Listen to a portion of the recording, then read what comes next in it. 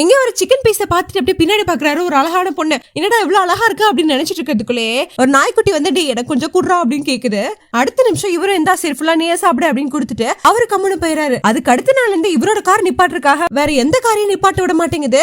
அவரோட கார் வந்து நின்ன அப்புறம் கூட எந்த காக்காவும் இங்க காக்கா போக கூடாதுரா அப்படின்னு அது மேலேயே உட்காந்துக்குது. அதையும் மீறி ஒரு நாய்க்குட்டி வந்து உச்சா போயிருது. அதையும் தண்ணி ஊத்தி கழுவி விட்டுட்டு இருக்கு. டீ யாரா என்னோட இதுல தண்ணி எல்லாம் ஊத்தி கழுவி விட்டது அப்படின்னு சுத்தி முத்தி பாக்குறாரு. ஆனா அது யாருன்னே இவரால கண்டுபிடிக்க முடியல.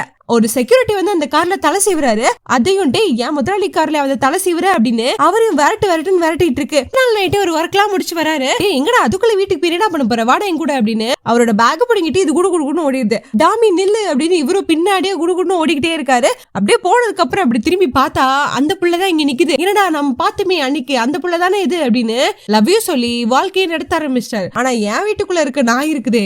உங்க வீட்லயும் இந்த மாதிரி ஒரு நாய்க்குட்டி இருந்துச்சுன்னா ஒரு ஹார்ட்டை தட்டி விடுப்பாங்க. சந்திப்போம். Tata bye by.